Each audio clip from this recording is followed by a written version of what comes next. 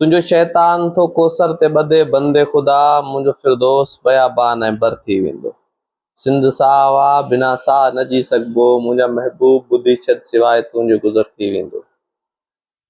कुझु ॾींहंनि खां वठी बल्कि कुझु महीननि खां वठी इहो सॼी सिंध में मौज़ू बहस हेठि आहे त सिंधु दरिया ते 6 केनाल अॾण जो जेके साज़िशूं थी रहियूं आहिनि उन जे ख़िलाफ़ सियासी तहरीक। पहिरियां इहो पियो चयो वियो त कोन पियो थिए ऐं NGOs ऐं नॉन पॉलिटिकल जेके गिरोह हुया उन्हनि जे तरफ़ खां जेके सोशल मीडिया जे ज़रिए कैंपेन मैनेज कई वई, उन्हनि में इहो तासुर ॾिनो पियो वियो त सिंध में छाकाणि हाणे पॉलिटिकल एक्टिविज़म जेको आहे उहो बिल्कुलु ख़तमु थी चुको आहे ऐं सियासी तंज़ीमूं कुझु करण जे लाइक़ु न रहियूं आहिनि।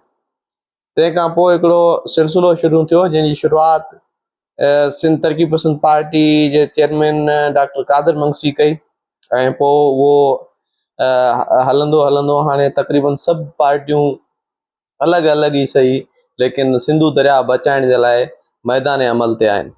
उन हवाले सां सिंध तरक़ी पसंद पार्टी पंहिंजो धरणा जेके ऐलान कया हुआ 3 धरणा हणी चुकी आहे ऐं मरकज़ी जेको धरणो अॼु जे ॾींहं ते यानी 24 तारीख़ ते गवर्नर हाउस जे अॻियां ॾियणो हुयो, उहो PTI जे एहतजाज जे करे ऐं सॼी पाकिस्तान में एमरजेंसी लागू हुजण जे करे ऐं सोशल मीडिया जा अकाउंट्स रस्ता रोड सभु बंदि हुया ऐं 144 जेका लॻायो वियो हो जेको उन्हीअ जे हवाले सां डॉक्टर कादर मंगसी तरफ़ खां इहो बयानु ॾेई उनखे मुअतल करे 8 दिसंबर ते उनजो ऐलान कयो वियो आहे।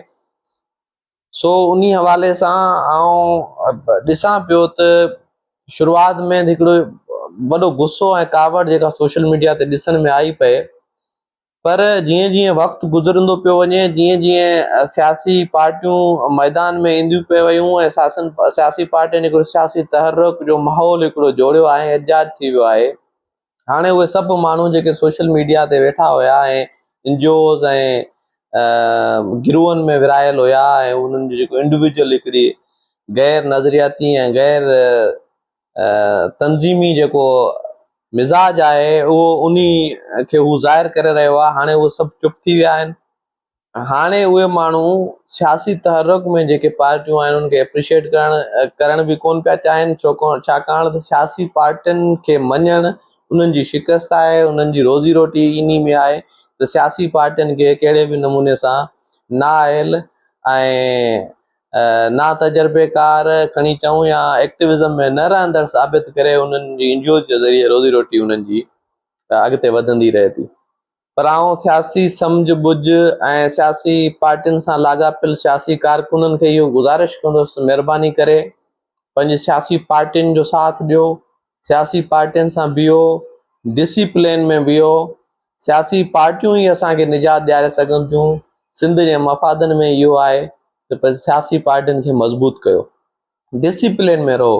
सभ खां वॾो जेको असांखे नुक़सानु थिए थो सिंध में उहो आहे कॉम्प्रेस पार्टियुनि जे अंदरि डिसिप्लिन जो न हुजणु। मुंहिंजे ख़्याल में डिसिप्लिन ई वाहिद रस्तो आहे, तंज़ीम साज़ी ई वाहिद रस्तो आहे जंहिंजे थ्रू असां सिंध जे मफ़ादनि खे बचाए सघूं था, सिंधु दरिया खे बचाए सघूं था, सिंध जा वसीला बचाए सघूं था, सिंध खे इज़त आजको ऐं ख़ुशहाली ॾियारे सघूं था, सिंध खे आज़ादी ॾियारे सघूं था।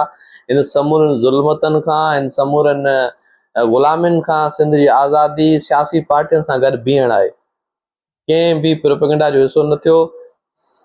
फेसबुक ते वेठल पाण मुरादनि दानश्वरनि जे वर न चढ़ियो। सिंध जा जेके दानश्वर आहिनि जेके अंगनि अखरनि सां सिंधु दरिया जे पाणी बचाइण जे लाइ मैदान में आहिनि, मुख़्तलिफ़ वक़्तनि ते नसीर मेमोन या जामी चांडियो साहब आहिनि, उहे बहितरीनु मौक़फ़ रखंदा आहिनि, उन्हनि जो मौक़फ़ ज़रूरु ॿुधो। पर NGOs जी ऐं पेटी जेके ठेकेदार जे तौरु सियासी पार्टियुनि खे नाकाम ज़ाहिर करण या सियासी पार्टियुनि जे ख़िलाफ़ ॻाल्हाइण जो जेको जिन ठीको खयो आहे उन्हनि माण्हुनि जे ॻाल्हियुनि में न अचो। पाण गॾिजी करे सिंध बचाईंदासीं, सिंध जा वसीला बचाईंदासीं, सिंधु बचाईंदासीं, पर पार्टियुनि सां गॾु बीह करे, क़ौमी क़यादत सां गॾु बीह करे। पोइ चाहे ज़ैन शाह हुजे, चाहे हयात लतीफ़ फलेजो हुजे, लाल जरवार हुजे, वसंत थरी हुजे या डॉक्टर कादर मंगसी हुजे या ॿियूं जेके सियासी पार्टियूं आहिनि, उन्हनि रियाज़ चांडियो साहब हुजे या सनान कुरैशी हुजे, पंजनि पार्टियुनि सां बीहो, सियासी पार्टियुनि सां बीहो, सियासी तहरुक जो हिसो थियो।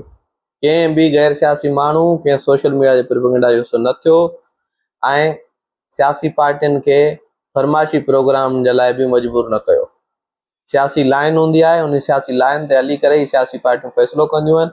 उन्हनि खे टाइम ॾियो, वक़्तु ॾियो, हू पंहिंजा फ़ैसिला कंदियूं ऐं सियासी पार्टियुनि ज़रिए ई असां इन्हनि धाड़ेलनि खे, इन्हनि जाबरनि खे, इन्हनि फोरनि खे रोके सघूं था तो सिंध जो मादनियात, सिंध जो कोयलो, गैस, सिंध जो पाणी उहो न खाइनि। इन जे करे उस्ताद बुखारी जी सिटूं मां वरी वरजाईंदो आहियां। हीअ अथो बोतो भरे चोंबक खणोसि, दोस्तो मोह में मिटीअ जा बुख खणोसि, क़ौम जे गद्दार खे बख़्शो मतां, घटि में घटि हिकिड़ो बुझो ऐं थुक खणोसि। ऐं उहो बुझ ऐं थुक जा हक़दार केरु आहिनि? क़ौम खे ख़बर आहे, क़ौम डिसाइड करे चुकी आहे। इहे वक़्त जा हुक्मरान जाबर जिन सिंध जो पाणी विकिणियो आहे, ज़रदारी पंहिंजी सीट बचाइण जे चकर में ऐं बिलावल खे वज़ीर आज़म कराइण जे चकर में सिंधूअ ते 6 केनाल अॾण जी इजाज़त ॾेई चुको आहे। ऐं हाणे हू पंहिंजो कंधु बचाइण जे लाइ कंहिं महिल आल पार्टीज़ कॉन्फ्रेंस में अची करे उन्हनि पाणी जी जेका विर्छ आहे या 4-6 केनाल अॾण जी मुखालफ़त कंदा, त कंहिं महिल आम मेड़ाका कोठाए करे उनजी मुखालफ़त कंदा। पर हक़ीक़त इहा आहे त पीपुल्स पार्टी सिंधु दरिया जो सौदो करे चुकी आहे ऐं सिंध जे हिसे जो पाणी काटण जे लाइ इजाज़त ॾेई चुकी आहे। ऐं सभ खां पहिरियां कमु पंहिंजो इहो आहे त पंहिंजे घर जा दुश्मन जेके आहिनि, पंहिंजे घर में जेके पंहिंजनि जे नाले में दुश्मन आहिनि, उन्हनि जो बाइकाट कयो ऐं उन्हनि खे सुञाणो, उन्हनि सां गॾु न बीहो, उन्हनि खे अॻिली इलेक्शन में वोट न कयो, उन्हनि जी रस्ता रोक कयो। उन्हनि खे ख़बर पवे त हा आम माण्हू मुज़म्मत करे थो, आम माण्हू असांजे इन सौदे जे ख़िलाफ़ बीठो आहे, आम माण्हू सुजाॻ आहे, आम माण्हू खे नॉलेज आहे।